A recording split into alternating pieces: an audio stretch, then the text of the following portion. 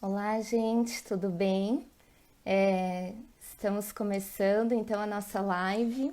Estamos esperando então a doutora Chimeli entrar. Assim que ela solicitar o acesso, a gente já começa a conversa. Sejam muito bem-vindos. É a primeira live que a gente faz aqui nesse canal em dupla, né? E estou muito feliz por ter mais esse meio de comunicação, né? A doutora Chimeli já entrou aqui na sala. Vou só esperar ela solicitar o acesso para entrar com a gente. Oi, gente. E aí a gente já começa as apresentações, a conversar um pouquinho sobre o tema, né? Que é a violência doméstica nesse contexto pandêmico que nós estamos vivendo. Olá. Deixa eu ver. Acho que aqui, ó. Já veio a solicitação. Deixa eu tentar. Ok. Vamos ver agora se vai dar certo a conexão. Oi, tudo bem, doutora? Tudo bom? Tudo O som tá certo. bom? O som tá bom? Vamos. Para mim está. Vamos ver com o pessoal aí. Pessoal, por favor, diga se o som tá bom, se está tudo certo. Eu tô Que qualquer arrumando coisa aqui, gente, que a gente vai se ajustando. esse negócio aqui é novidade pra mim também. Sim, em dupla também, para mim aqui tá ótimo, estão falando aqui. Ai, que Tá bom, então. perfeito. E Só o celular aqui que tá difícil de arrumar ele, mas tudo bem, qualquer coisa seguro aqui. sim, quanto isso, então, eu vou fazendo as apresentações, tudo bem? Doutora Chimelli tá falando com a gente lá de Lisboa, né, Portugal. Tive que acender todas as luzes aqui, porque acho que a gente já tá às 9 da noite, então já tá escuro. Sim, aham, tem 4 horas aí, né, de fuso horário. Isso, Uhum, a internet, ela tem também essas facilidades, né? Nos sim. aproxima nesse sentido. Então, para quem é da rede de contatos, né, da doutora Chimelli, que está acessando aqui, eu vou me apresentar também. Eu sou a Bruna, então eu sou advogada, militante pelos direitos das mulheres, tenho especialização em direito penal, processo penal, estou fazendo uma outra especialização em direito sistêmico, mestrado em educação, faço parte da Comissão da Mulher Advogada de Joinville, e por meio da comissão eu também represento a subseção, então, na rede de enfrentamento à violência contra as mulheres aqui de Joinville também, que é a cidade que eu atualmente moro e que tenho maior atuação também. A doutora Chimelli, vou ler um breve currículo dela. É graduada em Direito, então, pela UFSC, mestra em Ciências Jurídicas pela Univale Itajaí, doutorando em Estudos de Gênero pelo Instituto Superior de Ciências Políticas e Sociais da Universidade de Lisboa, promotora de Justiça do Ministério Público do Estado de Santa Catarina, hoje em Criciúma, certo? Isso, primeira promotora especial. Legal. E integrante também do grupo de enfrentamento à violência contra a mulher GEVIM, do grupo de trabalho de equidade de gênero, direitos LGBT e Estado laico do Conselho Nacional do Ministério Público, foi coordenadora estadual do Movimento Nacional de Mulheres do Ministério Público em Santa Catarina no período 2018-2019. Mas ainda faz parte também, né, Sim, sim, do sou movimento, integrante. Sim, bem sou atuante. Eu integrante. vejo de Militante, vez em quando, inclusive. né? As notas, tá sempre ali. Quando tem um assunto, né, que requer essa atenção, tá sempre se manifestando o movimento E- do Ministério Público. Iniciando agora na coordenação nacional. Então vamos ver Olha como só, é que a gente vai se sair nessa condução. que bom. Ah, tenho certeza que vai ser bom, que bom. Então, a gente se conheceu, contar um pouquinho, né, de como a gente se Isso, eu ia te conheceu. sugerir. Legal. A gente se conheceu melhor no Ministério Público, né? Período ali, final de 2017, 2018, na comarca de Navegantes. Trabalhávamos ali, divisão de sala, né? Dava até para escutar de vez em quando, uma sala ou outra. Foi muito bom, eu aprendi muito contigo Ai, que também. bom. Sim, passei a te admirar como pessoa e profissional, então é com muita alegria que eu te tenho aqui hoje mesmo. Mas na verdade não foi essa a primeira vez, né, que a gente se conheceu, não sei se a doutora lembra, mas em 2016, quando estavas em Gaspar, foi encabeçado, né, pelo Ministério Público, por ti, né, aquele evento Sim. com outras instituições, que se chamava, né, 10 anos da Lei Maria da Penha e agora? E eu morava em Blumenau, fui nesse evento, saí de lá muito inquieta, com muitas questões, foi muito bom. E continuo me perguntando, né? E agora? E agora? 4 anos depois, nesse contexto também, e agora? E aí, a gente tem pessoal aqui, estou até vendo, que não é da área jurídica, né? Então, vou fazer uma breve introdução, inclusive falando, né, de Lei Maria da Penha. Para quem não sabe, essa lei ela foi criada, tem esse nome também, por causa de uma pessoa real. É a história, né, da Maria da Penha Maia Fernandes, que ela representa muitas mulheres brasileiras, porque ela conviveu com o agressor dela, o companheiro dela, a violentou por muitos anos da vida deles, e ela levou esse caso à justiça, obteve a condenação dele, mas não foi o suficiente para ela se sentir segura, né? Nós não tínhamos mecanismos o suficiente para a tutela dessas mulheres. Então, esse caso foi levado para a Corte Internacional, e aí não mais o agressor dela, mas o próprio país, né? O Brasil foi condenado por não proporcionar ambiente seguro para a mulher ser mulher no nosso país. Então, foi por conta dessa medida que foi necessário editar, né? Foi uma das condenações. O Brasil teve uma das que recomendações, isso. Recomendações, né? Que teve que tomar alguma medida, né? E aí foi criada essa lei que foi publicada, entrou em vigor em 2006 e que vem trazer várias proposições, vem descrever o que é violência doméstica, o que se entende por violência doméstica no Brasil, e também algumas outras proposições, como a implementação de políticas públicas, falar sobre gênero na educação também. E aí, para quem não conhece muito bem a violência doméstica, né, existem 5 tipos que estão lá no artigo 7º dessa lei, e são eles: agressão física, né, a violência física, que acho que é o mais comum que as pessoas têm contato, porque é mesmo aquilo que aparenta, né, aquele soco, é a forma chute. típica de violência, né? Exatamente, e é o que geralmente é levado, inclusive, né, para conhecimento, para denúncia, porque é o que se tem mais como uma violência, de fato, né? Aí nós temos também a violência patrimonial, que é, então, pode ser um controle financeiro desse dinheiro da mulher, da família, de não deixá-la ter essa autonomia financeira, ou mesmo, às vezes, né, ela recebe o salário, tem que entregar para um companheiro, ele que vai gerir essas questões, enfim, pode ser dano. Envolve né? retenção de documento, dano, apreensão de celular, subtração, apreensão de celular, às vezes retenção de carteira de trabalho, enfim, qualquer conduta que inviabilize a gestão, né, digamos, financeira, econômica, laboral dessa mulher. E aí nós temos também a violência moral, que é mais a questão de xingamentos mesmo, né?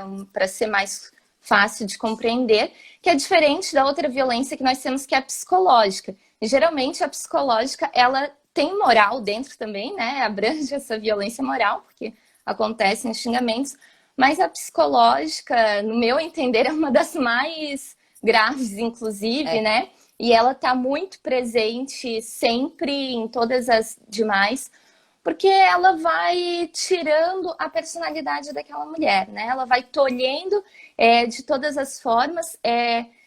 A gente fala, eu tô com a palavra isolamento na cabeça, mas acho que é essa palavra mesmo, né? Porque muitas vezes esse agressor ele vai isolando essa mulher de todos os círculos sociais que ela tem, afetivos. e aí ela vai perdendo essa noção de mundo, achando que ela está sozinha, que ninguém vai acreditar nela, né? E aí isso vai paralisando de buscar uma ajuda, de sair dessa situação. Então é uma violência bem grave, que ainda bem tem sido cada vez mais reconhecida, né? Inclusive judicialmente, as formas de se exercer essa violência, né? De como ela acontece. Isso, até quem é do direito e que eventualmente esteja nos assistindo, tem um livro muito interessante que trata justamente a violência psicológica como lesão corporal. É um livro da Ana Luísa Ramos, que é juíza de direito em Santa Catarina, né? Então ela analisa efetivamente as repercussões, né, da constante humilhação, dos xingamentos, desse isolamento, dessa vigilância constante, dessas perseguições, enfim, ameaças também. O típico clássico, né? Quando a gente trabalha com o direito penal, é a ameaça. Como uma lesão corporal. Sim, né? Então, ela é passiva do enquadramento no 129 ali. Sim, ela é juíza e agora é psicóloga também, né? Porque ela fez faculdade. Eu sabia que ela estava se formando, estava estudando na graduação. Eu fui ano passado no lançamento desse livro, que foi num evento, né, de enfrentamento à violência contra a mulher em Florianópolis, e ela lançou o livro lá e ela falou que terminou a faculdade de psicologia, estudou também para entender melhor essa relação, né, e poder então desenvolver essa tese. E aí a gente faltou a sexual, né, a violência sexual, que também é bastante grave, porque inclusive, ela não se restringe só a estupros, né, como a gente pensa muitas vezes. Aliás, inclusive, o estupro tem muitas nuances, assim, que a gente pode interpretar, inclusive o marital, né, a gente fala muito sobre isso hoje em dia, mas são todas as formas também de tolher a sexualidade, a liberdade sexual, né, dessa mulher. E então, inclusive forçar a utilizar ou a não utilizar método contraceptivo, né? Forçar matrimônio, gravidez, até prostituição. Então, todos os tipos, né? A Lei Maria da Penha, por isso eu acho que ela é considerada tão vanguardista. Todos os tipos, né? Essas especificações em relação às violências são bem amplos, né? Não é uma leitura penal, digamos assim, uma leitura restritiva, né? Mas ao contrário, ela é ampliativa. Sim, e tanto que pode ter desdobramentos nas diversas áreas, né? Porque ela não prevê essas violências que estão lá nessa lei, elas não prevêem uma pena, né? Não é assim a pena da violência sexual, isso é combinado, então, com o Código Penal, e daí podem ter desdobramentos na área civil também, da família, então é bem assim, complexo, né? O importante é que todas essas violências representam uma violação dos direitos humanos das mulheres. Então, a partir daí, a gente começa até a entender o espírito da Lei Maria da Penha, que ela é muito mais uma lei em termos de políticas públicas, né, de proteção e promoção dos direitos humanos das mulheres, do que uma lei penal. Apesar de nós ainda concentrarmos todos os nossos esforços, e aqui eu falo enquanto equipamento de justiça, né, numa análise criminal da Lei Maria da Penha. Né? Mas ela é muito mais uma lei de articulação, de proteção integral, né, e de articulação dos serviços da rede que ela institui. E de orientação, inclusive, de orientação, né? Sim. E aí, diante disso, né, a gente tem entendido primeiro um pouquinho melhor o que como foi criada essa lei, né, e as violências domésticas. A gente tem escutado, então, nos noticiários que parece haver um aumento, né, da violência doméstica nesse contexto em que existem medidas restritivas, né, de contato social que pedem para ficar mais em casa. E aí, diante disso, eu te pergunto, e agora? E agora? Pra gente, né, entrar Quantos anos depois? Tema. Sim. 14 anos depois já, quase. Sim. E te passo a palavra, então, doutora, para explicar um pouquinho, né, contar o que você entende diante da tua visão, né, profissional e de estudos, do que vem acontecendo. Bruna, antes de começar, queria te agradecer o convite. De certa forma, é uma aproximação, né, que nos permite com o Brasil. Então, a gente que está fora já há algum tempinho, então, conversar com vocês e tratar dessa realidade, principalmente que é muito particular nossa, é muito interessante. Espero contribuir um pouquinho para a discussão, né, trazer algumas questões, problematizar algumas coisas e prestar alguns esclarecimentos, que eu acho que nesse momento de pandemia, a orientação eu acho que é talvez o mais importante do que a gente venha fazer aqui, né? A gente sabe que a violência doméstica ela é altamente democrática, né? Então, se a gente pensar, a gente certamente conhece alguém que esteja passando por algumas dessas fases de um relacionamento abusivo, então qualquer tipo de orientação que a gente consiga daqui nesse momento já vai ser de grande valia para essas pessoas, né? Queria te agradecer as palavras, eu fico muito feliz, né? A gente se conheceu melhor realmente na comarca de Navegantes, trabalhamos juntas durante um período, né? E foi muito legal, principalmente a troca de informações que acontece muitas vezes no ambiente profissional. Né? A gente troca principalmente interesses, né? Objetos de estudo, então verdade. Isso é muito bacana e foi muito legal ver que tu floresceste, né? Quando saísse de lá e realmente conseguisse achar aquilo que te move, né? Aquilo que realmente é o foco do teu interesse e perseguir isso. Achei muito legal. Falando da violência doméstica, então a gente tem um quadro de isolamento social, né? Que é digamos que é um quadro geral que nós estamos enfrentando no mundo, né? Um aumento, um incremento nessas cifras de violência contra as mulheres. Né? A ONU recentemente lançou uma cartilha, né, pedindo que os estados confiram uma atenção prioritária para essa questão, justamente porque eles estimam uma ocorrência de um aumento, né, de 20% dos casos de violência contra as mulheres. Né? Então, eles estimam, trazendo esses 20%, né, números globais, para a realidade. A estimativa é que a cada 3 meses de isolamento social estejam previstos 15 milhões de casos. Né, em nível global. Então, quando a gente fala disso, a gente está falando basicamente de uma pandemia dentro da própria pandemia. Né? São números muito altos. A gente, pesquisando, né, quando me convidou para fazer a live, eu fui buscar algumas informações aqui da Europa, dos números da Europa, né? Então a gente percebeu, e aqui as fontes são todas fontes jornalísticas, tá? Um aumento na França em 36% dos casos, segundo a declaração da ministra da Igualdade de Gênero do país, isso só no primeiro final de semana, tá? Do isolamento, então já teve esse pico de 36%. A Espanha já observou um aumento de 55% na comunicação, né? Ou seja, nos registros da violência, verificou um aumento de 270% dos serviços disponíveis online, ou seja, na consulta dos serviços, que eles mantêm um site, é um site que é contra a violência machista, eu acho muito interessante esse nome, né? E aumentou 270% as consultas, né? Seja em chat, em pedidos de informações pela internet, e 13% de aumento do DISC 180 deles, que é o DISC 016.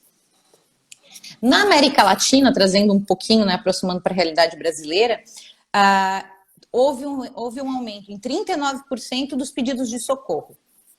Tá? E um aumento no número de feminicídios. Tá? Foram 18 mulheres assassinadas, né, em razão do gênero, nos primeiros 20 dias do isolamento social. O México, os números de pedidos de ajuda para a Rede Nacional de Refúgio aumentaram em 60%, e aumentou em 5% os pedidos de acolhimento, né, pedidos de abrigo de mulheres. Tá? Então, isso para a gente ter um panorama que não se trata de uma questão exclusiva do cenário brasileiro, é realmente um enfrentamento que se dá em termos globais, né? É um enfrentamento que, se a gente pensar numa lógica de direitos humanos, é ainda bastante recente, né? Nós estamos falando que Apenas em 1993, os direitos das mulheres e das meninas foram textualmente encarados como direitos humanos, né? Como pertencentes Sim. ao rol dos direitos humanos. Então, quer dizer, é uma conquista dos últimos 30 anos, se a gente pensar dessa forma. Então, é um catálogo bastante recente de direitos, né? A gente tem a Convenção de Belém do Pará, que é uma convenção específica para a erradicação da violência contra a mulher, que é de 94. Então, quer dizer, e a Lei Maria da Penha de 2006. Então, a gente está falando de um cenário em que a produção legislativa é muito recente, né? E no Brasil, a gente tem alguns problemas em relação à coleta de dados, né? E aí acho que depois a gente pode frisar isso melhor. Mas em Santa Catarina, que aí foi onde eu me concentrei, porque justamente imaginei que as pessoas que iam nos acompanhar hoje seriam catarinenses, né?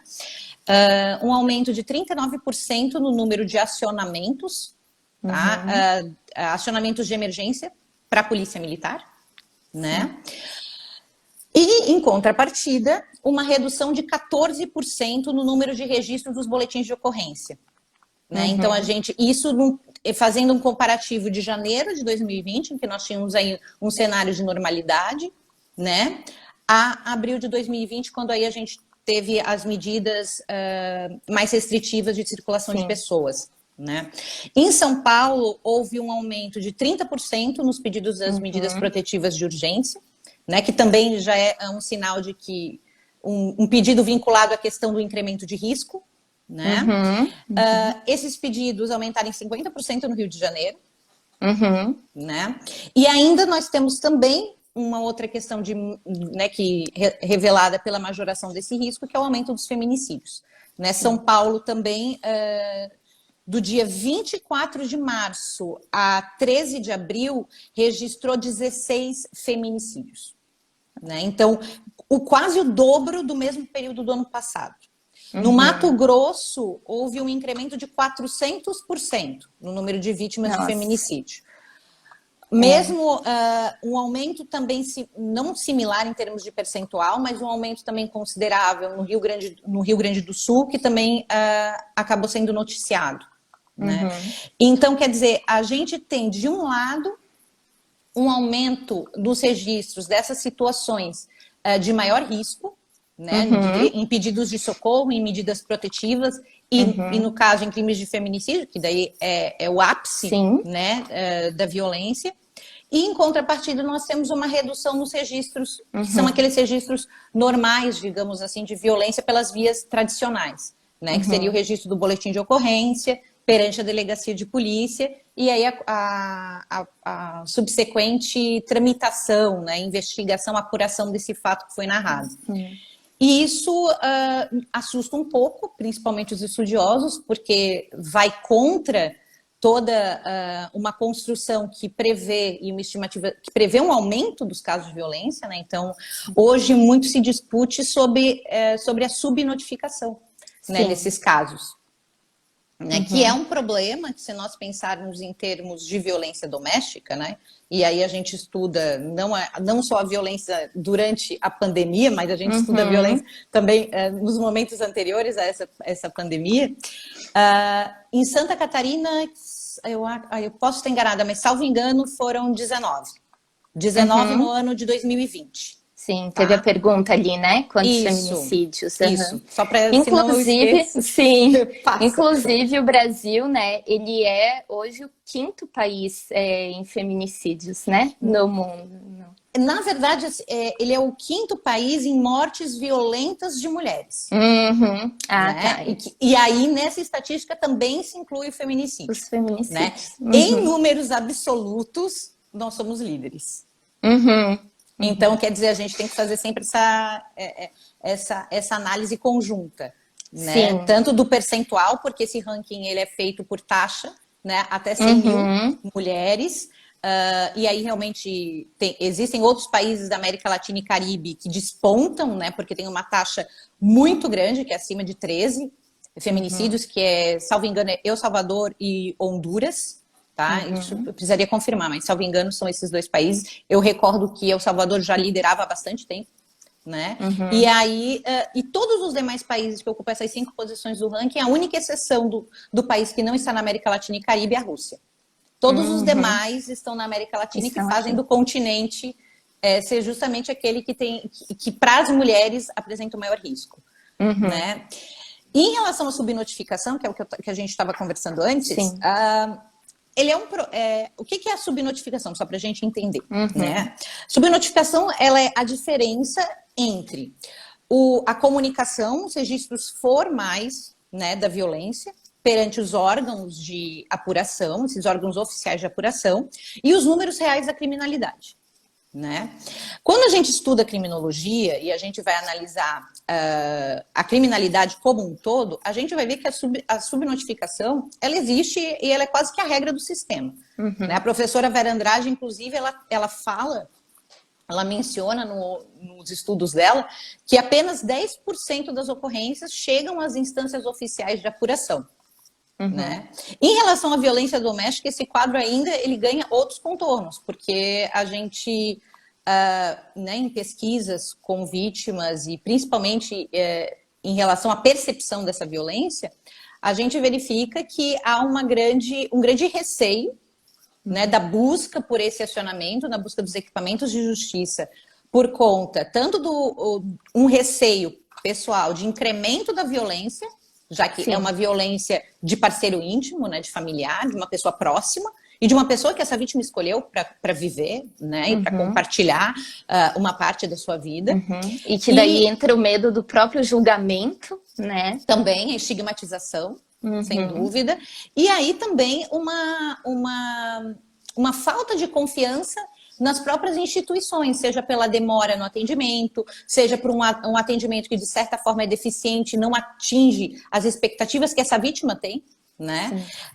Então, essa subnotificação, ela existe, inclusive fora do cenário pandêmico, né? Só que no cenário pandêmico, ela ganha contornos ainda mais críticos, porque justamente você tem essa limitação da circulação. Você tem empecilhos para que essa mulher busque esse auxílio, né? Para que ela se desloque até a delegacia, ainda que todos esses equipamentos sejam considerados serviços essenciais, estejam abertos, né? É muito mais difícil, muitas vezes, para uma mulher, que às vezes é mãe, deixar os filhos em casa, driblar um agressor que está ali e exerce muitas vezes controle sobre a vida dessa mulher, né? Sobre o que ela faz, o que ela deixa de fazer, com quem ela conversa, sobre os contatos, para que ela vá até uma delegacia e faça a denúncia. Né? Alguns serviços, inclusive, registram dificuldades dessa mulher, por exemplo, de recorrer, de buscar atendimento, orientação online, fazer o registro de boletim de ocorrência online. Né? Justamente por conta desse aumento de controle nesse ambiente, né? De convivência mais intensa com o agressor.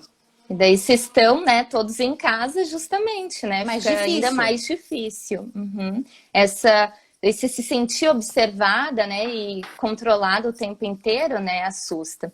E também o depois, né, não só a dificuldade no chegar, mas e daí? Se eu denuncio, o que acontece depois, né? Para onde eu vou? Para onde eu vou? Para onde vão meus filhos? Num cenário de pandemia, para onde vai o agressor? Né? E quer dizer, o agressor vai ser colocado na rua com Covid, né? Então, são muitos os percalços, né, e as dificuldades para que, nesse momento, efetivamente esses registros se apresentem uma realidade. De fato, a gente se está trabalhando, sim, com uma subnotificação e bastante expressiva, mais do que a normal, né? Existem cifras ocultas, sim, mas essa subnotificação, nesse momento da pandemia, é realmente muito maior. Sim. Né? E isso dá uma falsa... como nós pensamos em políticas públicas com base em dados, em estatística, em gestão e produção de estatística, isso dificulta muito até a atuação do poder público. Né? Então, quer dizer, existe um relato de que os dados da violência doméstica estão diminuindo, que alguns pedidos estão diminuindo, quer dizer, passa uma primeira sensação de que a situação está sob controle. Quando, na verdade, a gente pode estar lidando com um incremento muito maior da violência com a mulher em casa. Sim. né? Sim. Então, mas para a gente ter essa percepção, a gente precisa ter muito aguçado, né? Colocar, né, as nossas lentes de gênero mesmo, entender o fenômeno da violência doméstica, que não é um fenômeno de criminalidade comum, ele é extremamente particularizado, né? Ele tem outras arestas, tem uma outra formatação, que vai nos exigir, eu acho que é isso que a pandemia tem a nos mostrar, um enfrentamento bastante particularizado, diferenciado. Né? A gente não pode tratar como uma criminalidade comum. Realmente ela tem notas distintivas muito claras. Né? E também não pode ser tratada como uma pauta secundária, né? Porque a gente vê por esse panorama também o quanto é expressivo, né? O quanto ocorrem essas violências, né? E nesse contexto ainda mais. E aí eu penso também que, na verdade, essa pandemia, talvez, olhando por um lado bom, né? Ela possa até ter evidenciado todas essas questões que, como tu mencionaste, né? A subnotificação já era uma realidade, já tem essas questões num contexto normal, né? Inclusive o contexto de isolamento, né? Pelas pesquisas, a gente já sabe que os picos maiores, inclusive de incidência da violência doméstica, se dá em período noturno e aos domingos também, né? Fins de semana, recesso, né? Então, períodos em que estão mais em casa, estão mais sob esse domínio, sob esse olhar, e está mais difícil de procurar também essa ajuda, né? Então, acho que traz principalmente essa evidência de quanto essa pauta é importante, a gente precisa ter um cuidado maior na hora de pensar mesmo nas respostas, né? Quando a gente para analisar o fenômeno em si, né, o que a gente percebe? A gente analisando as estatísticas, né? E aí as estatísticas também muitas vezes são falhas, né? Por quê? Porque nós não temos, por exemplo, um banco de dados articulado, compartilhado. Nossos bancos de dados ou eles provêm da saúde, tá? Que são os registros da saúde que permitem a elaboração do mapa da violência, por exemplo. Sim. Né? Ou da segurança pública, que é o que leva à elaboração do anuário, né? O anuário de segurança pública. Né? Então, a gente não tem um banco de dados compartilhado só se a gente eventualmente ficar restrito à segurança pública. Nós não temos um banco de dados compartilhado nacionalmente. Né? Os bancos de dados eles são estadualizados, né? Porque as polícias são estadualizadas, são estaduais. Né? Há estados que esse sistema, o sistema de cadastro de busca, ele não é automatizado. Então, a gente está falando de procedimentos físicos. Sim. Tá? Então, a informação é muito difícil de ser resgatada, né? E de ser depurada, digamos assim. E aqueles que já têm o sistema automatizado, o que a gente verifica são, muitas vezes, erros, equívocos no preenchimento dos formulários, né? E na qualidade da informação. Então, em termos estatísticos, realmente o Brasil tem um déficit bastante grande e profundo em termos de gestão e produção, né, de dados confiáveis para fomentarem e para pautarem as políticas públicas. Isso é algo que a gente precisa pensar, inclusive para o pós-pandemia. Por exemplo, todos esses números que eu passei aqui em relação a esse momento da pandemia são todos extraídos das Secretarias de Segurança Pública. Né? Então, a gente não tem, por exemplo, um órgão que aglutina todas essas informações. Sim. Não, os dados da saúde, não, por hora, eles são velados. Né? A gente não tem acesso ainda. E, naturalmente, o foco da saúde é outro. Mas a gente não teria, por exemplo, sequer um sistema que pudesse acessar. Né? E se a gente está pensando, por exemplo, de uma deficiência na produção dessa estatística, né, existem alguns dados, sim, tanto que a gente tem mapa da violência e a gente tem os anuários. E eles dão para nós, para nós que estudamos a temática, alguns nortes, né? O norte que tu falaste, por exemplo, existem sim alguns momentos de pico da violência? Existem. Finais de semana, período noturno, né? Se a gente está falando em dias da semana, período noturno, finais de semana. Por quê? Porque é um período em que há uma maior convivência familiar. Maior convivência afetiva desses membros desse núcleo familiar. Então, aí né, momentos de tensão podem eventualmente redundar em comportamentos agressivos, né, em violência propriamente dita. Né? A gente tem, nesse momento, nesse cenário de pandemia, e a gente observa até pela preocupação geral com a economia e com os empregos. Então, a gente está lidando num ambiente familiar que está tensionado por uma questão, uma preocupação econômica, né, financeira, que passa pela redução de renda do núcleo, passa por eventual perda de emprego, por uma necessidade de reconfiguração financeira, né, para que esse núcleo, para que essa família se mantenha.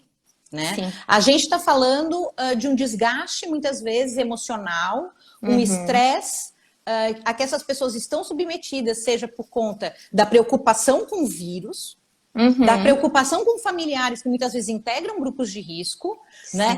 E ainda uma situação que pouco ainda está problematizada, que é o acúmulo das tarefas domésticas.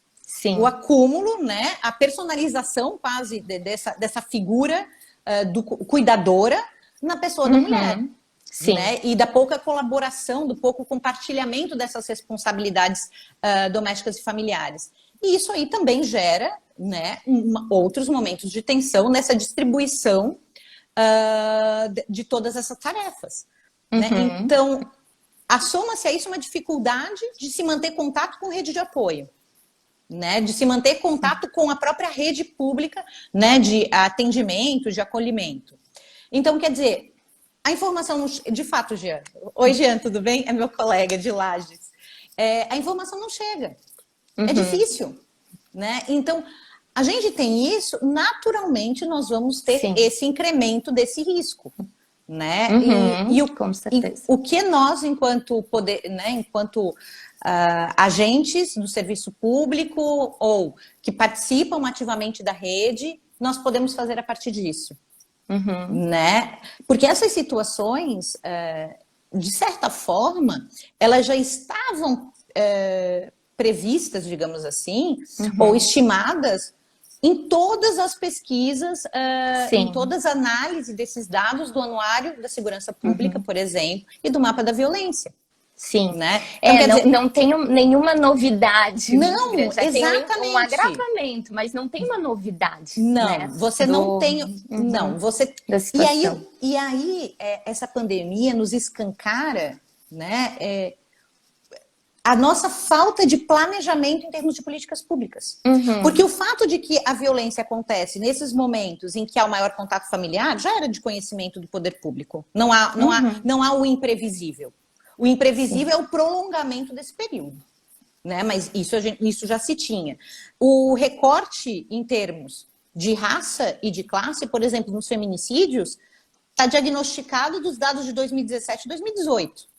Então, quer dizer, a gente está falando que 61% das vítimas de feminicídio são negras. 70% tem curso, né? Tem escolaridade até o ensino fundamental. Então, a gente já tem um recorte, né? Vem a pandemia... A gente precisa do quê? De recorte de gênero nas políticas públicas. Então, a gente precisa, por exemplo, num primeiro momento, o auxílio emergencial. Quer dizer, porque se nós temos um problema financeiro que vai respingar nesse núcleo familiar, nós precisamos sim garantir que essa mulher não se torne dependente, né, ou ainda mais dependente desse marido, desse companheiro, do que eventualmente ela já era. Né? Na falta da renda, tem que ter alternativa. Muitas mulheres estão na informalidade, né? Então, assim, esses reflexos financeiros foram muito significativos para as mulheres. Elas foram as primeiras atingidas, né? Até porque se a gente analisar a carga do trabalho reprodutivo, que é esse trabalho não remunerado de cuidar da casa e cuidar dos filhos, a gente já vê que é muito mais difícil para essa mulher estabelecer um vínculo formal, né, integral de trabalho do que o homem. Então, quer dizer, a gente está falando, quem hoje está na informalidade mesmo, né, liderando os números da informalidade são as mulheres. Com certeza. E que são as primeiras atingidas num cenário, né, de retração econômica, né, e de restrição de circulação, digamos assim, né, de maior distanciamento social. Exatamente. Então, isso a gente pondera, sabe, Bruna? Porque justamente no sentido de os dados estão aí. Né? Ainda que eles sejam parciais, ainda que não haja, não seja possível cobrir 100% dessa demanda, eles estão aí a indicar em que norte que a política pública tem que seguir. Né? Onde deve estar o nosso foco de enfrentamento? Será que a gente ainda tem que continuar pensando que violência doméstica, lesão corporal e ameaça e juizado especial da violência doméstica? Ou será que a gente tem que sair um pouquinho dessa bolha punitiva e começar a pensar, não, peraí, a violência doméstica, a grande maioria está fora do sistema penal e a gente ainda tem que atender essa mulher. Porque é uma violação de direitos humanos. A gente tem que ter uma lógica, talvez, mais de direitos humanos e menos de direito penal. Não sei se consegue entender. Sim, respostas para além do judiciário, né? Porque quando chega lá, a violência já está completamente instalada, né? Então, assim, a gente tem que talvez olhar com esse foco preventivo mesmo, né? E pensar nesse planejamento de ações, políticas públicas com esse foco muito mais preventivo. É lógico que também a urgência, né, que as violências que estão aí escancaradas nos trazem, muitas vezes acabam levando a focar para ações que deem essa resposta imediata. Não, né? Sem dúvida. Se a gente está falando de risco, né, existe um risco iminente. A integridade física, a vida dessa mulher ou dos filhos dessa mulher, que a gente não pode esquecer que os últimos casos de feminicídio, pelo menos nesse ano que passou, 2019, muitas vezes as vítimas diretas dos atos eram as crianças. Né? A gente tem visto cenas bárbaras, né? Nesses contextos, né? Nos conceitos feminicidas. Então, não há dúvida que a gente tem que ter, sim, a polícia atuando em todas as suas frentes. Né? Agora, a gente também não pode focar única e exclusivamente os nossos esforços nesse equipamento. Né? E aí eu volto a frisar, a Lei Maria da Penha de 2006, ela é uma lei de proteção e de promoção de direitos humanos. Então, a gente tem que ter... Tu sabes disso porque tu integras a tua rede. Né? E todo o meu trabalho, todo o trabalho que eu fiz até hoje no âmbito da violência doméstica foi no sentido de fortalecer e integrar e articular essa rede. Porque essa rede que vai atender essa mulher. É o amparo psicossocial, é o atendimento, é o encaminhamento para um determinado setor. Né? Porque é isso que vai fazer com que essa mulher rompa esse ciclo de violência. Né? Infelizmente, não é... Não, a polícia precisa, sim, para garantir a incolumidade. Né? Incolumidade física, psíquica, em todos os aspectos. Mas a gente não pode concentrar exclusivamente o enfrentamento aí. Eu acho que talvez esteja aí o nosso calcanhar de Aquiles. A gente pensar para fora, transcendendo a política punitiva. Eu acho que talvez... E o Covid vem aí escancarar isso para nós. Sim. E é uma dificuldade mesmo, inclusive, de pensar nesse foco, né? Eu falo agora, enquanto integrante dessa rede, né? Justamente que, assim, às vezes quem está lá acaba pensando muito dentro da sua instituição. E há essa dificuldade mesmo de integrar, de pensar coletivamente. Porque muitas vezes a gente está lá no mesmo espaço, mas cada um dentro da sua individualidade de instituição, né? E é natural que se pense nas suas realidades, nas suas dificuldades, mas ainda há essa dificuldade muito grande, então, de pensar nesse coletivo, de como a gente vai trabalhar para que a gente atinja essa organicidade e consiga contemplar essas mulheres de uma forma mais efetiva e mais preventiva, né? Só para tu teres uma ideia, em 2018 a gente está falando, houve uma reunião e ainda está acontecendo esse projeto, que é bem interessante no âmbito de Santa Catarina, com os múltiplos atores que atuam na violência doméstica. Então, quer dizer, eles querem revigorar o Pacto Maria da Penha no âmbito estadual. Né? Então, mas isso vai acontecer agora, em 2018. Sim. Né? 2018, então quer dizer, é algo recente essa articulação entre todos os equipamentos. E aí a gente tem que falar de Poder Judiciário, a gente tem que falar de Secretaria da Assistência Social, da Infância. Né? A gente tem aqui números que atingem diretamente as nossas adolescentes. Né? Então, quer dizer, essa articulação começou a sair do papel, lá da Lei Maria da Penha, agora em 2018. Sim. Então, inclusive, ano passado... A OAB está presente também. Joinville foi Rejane. o primeiro... Isso, Rejane Sanches. Isso. Joinville, ano passado, foi o primeiro município a aderir ao pacto estadual, né? Foi ano passado, né? Então, pra justamente, gente ver. Né? Quer dizer, a gente tem uma lei que é de 2006. A nossa lei é uma adolescente já. Maria da Penha é uma adolescente. Sim. E a gente está começando agora a observar, a perceber que não adianta a gente se enxugar gelo, que o problema realmente ele tem caráter estrutural. Né? Então, assim, não é o Covid que torna o homem mais agressor. Né? O Covid-19 ele expõe as fragilidades do nosso sistema. Perfeito. Né? E aí ele nos obriga a atuar. Né? Só que agora, nesse momento, a atuação é restrita, né? Ela está limitada, ela está restrita. Mas ele, pelo menos, ele forçou essa articulação entre todos os equipamentos, entre todos os órgãos, no sentido, vamos pensar em termos de políticas públicas, para onde nós vamos e o que nós podemos fortalecer.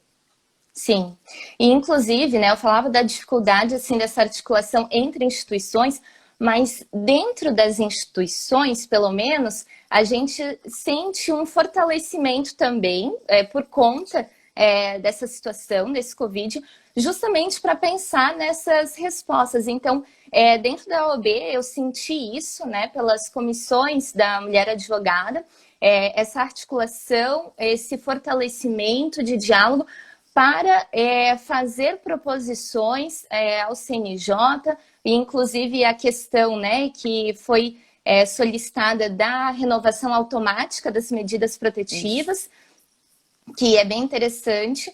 E aí, isso foi um movimento positivo, né? Essa interlocução, pelo menos a nível de cada um, né, dentro da sua instituição, que a gente vê esse fortalecimento, né? Mas eu acredito que essas questões, elas precisam ser amadurecidas dentro da instituição também. Sim, né? Para que se encontrem alguns consensos, né? Alguns denominadores comuns para que essas instituições também conversem entre si. Né? Para que haja uma interação nesse diálogo, né? Tu mencionasse, por exemplo, a questão das medidas protetivas. Por conta do enfrentamento da pandemia, por exemplo, se deu ênfase e se deu maior publicidade à possibilidade de você fazer o registro da ocorrência online. Né? Você, por exemplo, para quem está em Santa Catarina e está experimentando uma situação de violência, vá no site da Polícia Civil. Tem um link que você pode fazer o boletim eletrônico. Né? Mas, em contrapartida, ainda não se tem, por exemplo, o formulário das medidas protetivas online. Então, quer dizer, é um passo que a gente, né, que a gente tem que dar nesse sentido. Né? No sítio do MP, né, no site www.mpsc.mp.br, também tem um outro canal em que também se recebem as comunicações e as denúncias. Né? Então, pode também ser utilizado. A Polícia Civil recentemente divulgou, inclusive, um WhatsApp. Eu vou passar aqui, tá? Para quem eventualmente estiver numa situação difícil, para que busque auxílio. Né? Se tiver risco, busque o auxílio imediato. O WhatsApp da Polícia Civil é o 48 988 44 0011. Tá? O Disque 100 continua funcionando, né? Para violências. 180 também. O Disque 180 continua funcionando. Claro que existe aí um delay, né? Eu não sei exatamente quanto tempo que está demorando para da central vir até o estado, né? Ou a comarca em que aconteceu, em que foi registrada essa violência. Então, na dúvida, existem os equipamentos locais. Então, e todos esses equipamentos estão em funcionamento. Claro que isso é importante. Com as suas limitações que a gente sabe, né? A gente direciona algumas críticas, né? Mas há de se reconhecer que nesse momento, realmente, os equipamentos estão ativos, estão prontos para receber as demandas e para dar os encaminhamentos. Né? A gente não pode deixar que esse termo isolamento, né, realmente signifique que a vítima está isolada. Sim. Que assuste, né? Exato, não está. Existe um distanciamento social, né? Mas essa vítima não está isolada. Existem todos esses equipamentos prontos, né, à disposição para ajudá-la, para auxiliá-la, para orientá-la, né, nesse momento. Isso eu acho que talvez seja o mais importante dessa live. Você que esteja eventualmente... E quando eu digo você é porque depois que eu comecei a atuar com isso e comecei a realmente me comunicar e passar alguns dados, etc., as pessoas me procuram para contar as suas narrativas, às vezes histórias de vida. Né? Então a gente sabe quanto isso é democrático. Né? Quanto bate na porta de cada um. Então, se eventualmente, se estiver passando por alguma dificuldade, quiser uma orientação, tem esses serviços. Né? Busque atendimento. E os serviços de atendimento psicossocial dos municípios devem estar também em funcionamento. Então, também é um local em que se pode buscar auxílio. Exatamente. E até falando desses serviços, né, eu lembrei... Teve uma pergunta, quando a gente abriu antes, né, para as perguntas antes da live, teve uma pergunta que foi mais ou menos no sentido, até o Diogo, acho que está assistindo a gente, um colega, de como ficava a efetivação da fiscalização dessas medidas protetivas. Das medidas. Né? Continua funcionando da mesma forma. Continua funcionando. E em Santa Catarina, né, a gente tem um trabalho bem legal que é da Polícia Militar, que é o Ronda Catarina. Né? Que então as mulheres que são tuteladas por uma medida protetiva, elas são inscritas nesse Ronda Catarina e a Polícia Militar vai, se eu não me engano, é um período semanal, com alguma frequência, até a casa delas, perguntar se está tudo bem, né? Como é que está sendo a rotina, vão descaracterizados, inclusive para não gerar, né, uma situação de constrangimento ou qualquer coisa nesse sentido. E quando entramos nesse período de isolamento, esse serviço pessoal, ele foi, por um momento, eu acredito que, agora não tenho com certeza se continua, mas ele foi suspenso, só que foi bem interessante porque a polícia também disponibilizou para essas mulheres um canal de WhatsApp, mandou mensagem para todas elas, né? Eu sei porque clientes minhas receberam, mandaram assim, olha que legal, e dizendo, né, trazendo todos esses outros números, esses canais de informação. Eu acredito que as visitas, porque elas eram pessoais, por conta da pandemia e por uma preservação da saúde, elas foram suspensas por um período determinado. Aí esse contato está sendo estabelecido de forma virtual. Isso mesmo. E aí eles falaram, ó, o Ronda Catarina está aqui, né? Só que agora nesse meio virtual, então conte com a gente. E isso é bem legal, né? E só para dar um detalhamento um pouco maior da questão das medidas protetivas também, né? Que foram novamente, então, a orientação nova do CNJ, né? Que venceu agora dia 30 de abril, a nova orientação é que também os tribunais adotem as medidas, que deem essas medidas de forma automática, né? As que já existem ou que estão perto de vencer, até o dia 31 de maio. E aí, até lá, a gente vai ver se vai ter uma nova configuração, né? Mas essas são as medidas que nós temos. O importante realmente, e entre as medidas existe possibilidade de afastamento do lar do agressor, e aqui a gente tem que dizer, pode ser agressora também, hein? Sim, né? A gente está falando de violência doméstica, e essa violência doméstica ela pode ser, sim, né, executada, né, praticada por uma mulher. Né? Às vezes tem casos de sogra, nora, filha, mãe, enfim. É possível, inclusive em uniões homoafetivas. Tá? Então, quer dizer, não é só o homem que é agressor, mulher também pode ser agressora. Então, existe possibilidade de afastamento do lar, existe possibilidade de proibição de contato, proibição de aproximação, fixação de alimentos para as crianças, para os filhos em comum. Eu acho que não sei se a separação de corpos. A separação de corpos e a recente, né, a modificação que inclusive seria a inclusão, né, do agressor nos grupos, né, reflexivos, né, de atendimento para objetivando de uma forma bastante inovadora uma outra análise, né, desse contexto de violência, né, muito mais reflexiva, né, do que punitiva, digamos assim, né? Sim, exatamente. Nós estamos nos encaminhando aqui para o final, que daqui a pouco vai dar o horário. Gente, né? Passa muito rápido, Passa muito rápido. Tinha muita coisa para falar. Muita coisa. Que, ai, meu Deus, ainda tem tanta coisa. Né? Inclusive, só mais uma coisa que eu acho que também é importante nesse sentido, né, de dar informação, que existem as casas-abrigo, né? Eu sei da realidade aqui de Joinville, que nós temos uma casa-abrigo.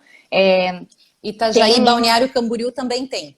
Também tem, né? Sim. E de qualquer forma, né, quem tiver em outra cidade, dá para buscar os meios, então, de informação, de rede, de Ministério Público, enfim, para se informar se tem esse serviço. Esse serviço também continua funcionando, né? E esse serviço, ele é fundamental. Sim. Ele é fundamental porque nesses momentos de maior risco, é preciso garantir a integridade física dessa mulher e das crianças. Sim. Né? Então, e não sendo possível, muitas vezes, o afastamento do lado do agressor, essa mulher tem que sair. Inclusive, foi essa a solução, digamos assim, adotada por França e Espanha.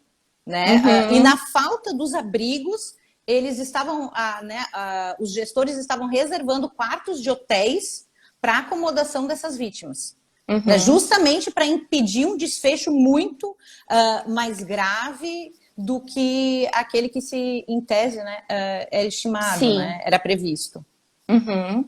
E tu falaste dos filhos também, então também tem essa possibilidade, os filhos vão junto, né? Eu acho que talvez o foco da violência doméstica agora, no âmbito dos estudos, certamente eles vão refletir, eles vão focar nas crianças. Né? Hoje existe um entendimento de que essas crianças são vítimas indiretas, né? Mas existe também crescendo o entendimento que essas crianças são vítimas diretas por causa da violência psicológica, né? Sim. Por conta do trauma psicológico provocado nessa criança, que muito possivelmente vai internalizar aquilo como um padrão natural de interação entre os membros da família e vai reproduzi-lo na vida adulta. Né? Muito semelhante ao que acontece com as vítimas de violência sexual. Né? Tu internaliza-se aquilo como algo natural e aí e acaba se projetando na vida adulta, né, em relação a outras pessoas. Né? Sim. E até sobre isso, né, ali estou vendo os comentários, acho que foi a Ali mesmo que perguntou também sobre esses filhos, justamente, né? E aí a Marcele, que é uma advogada, colega minha, é completo, é sistêmico. Então, até já vou adiantar que especificamente sobre isso vai ter uma live aqui no meu perfil também, no final do mês, depois eu divulgo, né? Já apareceu o tempo restante, vou ser rápido. Eu aqui, pra mim, não. Então, eu vou falar exatamente sobre isso, daí o foco vai ser só com os filhos, vai ser com uma pessoa especialista que trabalha com essas questões sistêmicas, transgeracionais, para ver essa questão da repetição do padrão, que é muito importante da gente falar também, né? E para finalizar, Bruna... Isso, vou te passar para te concluir, isso, então. Só para finalizar, reiterando, né, como a gente sempre faz, violência doméstica contra as mulheres não é um problema do âmbito privado, não é problema de foro íntimo, não é um problema para que seja solucionado no interior do lar. É um problema que tem aspectos públicos e a gente percebe isso por conta da violência transgeracional, a gente percebe isso, inclusive pelo impacto que a violência gera no mercado de trabalho. A gente tem um incremento do absenteísmo, por exemplo, as mulheres deixam de trabalhar porque são vítimas de violência, têm vergonha, né, de saírem de casa depois de... A própria empresa, né, muitas vezes demite porque aquela pessoa é um problema. Sim. Né? Então, quer dizer, é um problema público, né? E a gente, enquanto membros de uma sociedade, nós precisamos firmar um compromisso político no sentido, se eu perceber, eu estou nesse perfil de isolamento, de maior isolamento, maior distanciamento, eu perceber um abuso verbal no apartamento vizinho, no apartamento de baixo, na vizinhança, do abuso físico, a gente tem que realmente tomar ação, né? Ação política mesmo. Firmar um posicionamento. Não, é enquanto intolerável. Pessoas também. Enquanto pessoa, é intolerável? Então eu vou acionar a polícia. Eu vou proteger essa mulher, eu vou proteger essas crianças. Sim. Né? Porque certamente o abuso acontece e num quadro muito mais grave do que a gente até imagina ou ouve. Né? Eu vou só voltar para a gente só se despedir, pelo menos, né? O Instagram, ele nos cortou aqui.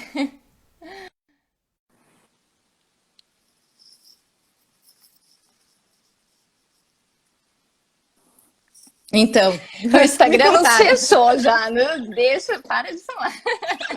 Parei, gente, parei. Não, tranquilo. Bruna, querida, era só para finalizar realmente nesse sentido que a gente precisa assumir esse compromisso, não dá para empurrar só para a polícia, não dá para empurrar só para o outro, né? É um compromisso social mesmo, o problema é social e precisa e exige um compromisso da coletividade. Então, é só para encerrar com isso, né? Para resgatar um pouquinho da responsabilidade de cada um de nós no enfrentamento. Sim. Muito obrigada, então. Eu que te agradeço. Foi maravilhoso, realmente a hora voa. Nossa, a gente, quando conversou, né, as primeiras vezes, a gente já pensou, nossa, acho que vai precisar de mais. Opa, travou o meu? Já voltou, né? Não, mas tá aqui, precisar de... então tá. Precisar de mais lives, porque realmente são muitos aspectos que a gente pode analisar dentro disso, que a gente pode trazer para uma reflexão. Então, acho que a gente pode conversar mesmo, marcar outros encontros com algumas questões específicas, né? Continuar esse bate-papo. Agradecer muito ao pessoal que estava aqui, que nos assistiu, principalmente quem voltou. Sim, tem que dar um oi aqui. Oi. Muita gente foi e voltou. E que eu vou tentar, então, disponibilizar. Dá um oi para a Rai, para a Paty, que estão aí, queridas amigas do Brasil. Saudade, né? No fim, a gente muito bom, acaba né? fazendo esse tipo de interação, né? E bate uma saudade enorme, né? De casa, das pessoas. O Rafa, oi, Rafa. O Rafa não deu saudade. Não precisou. Eu pedi para ele, tu entra na live e vê se tá funcionando direitinho. Sim, Mas foi muito legal, Bruna. Eu achei. Agradeço novamente o convite. Espero que realmente a gente tenha conseguido. Oi, Rafa. Tudo bom? Rafa, a gente tenha conseguido esclarecer algumas coisas, né? E, quem sabe, direcionar e problematizar um pouquinho o debate, que eu acho que isso que é fundamental. Sim. E gerar algumas inquietações aí, né, nas pessoas, acho que já está a missão cumprida. Para doutoranda, tu não pode pedir outra coisa, porque o que a gente faz é só... Sim, só problematizar. A gente só problematiza e fica pensando a respeito dos mínimos detalhes, né? Mas eu acho que isso é importante. Então, gente, eu vou tentar disponibilizar a primeira live, então nosso conteúdo também no YouTube, vou ver se deu certo para ficar salvo, espero que sim, porque a gente foi cortada, mas eu tentei deixar antes, né, para salvar. Mas, mais uma vez, então, obrigada a todos, obrigada, doutora, e obrigada, uma boa Bruna. Noite. Boa noite, beijo grande para todo mundo. E até a próxima, né? Até a próxima e cuidem-se, por favor. Sim, por favor. E procurem, né, se for necessário também. Peçam ajuda. Isso. Tchau, beijo, tchau. Gente. Beijo. Tchau, tchau.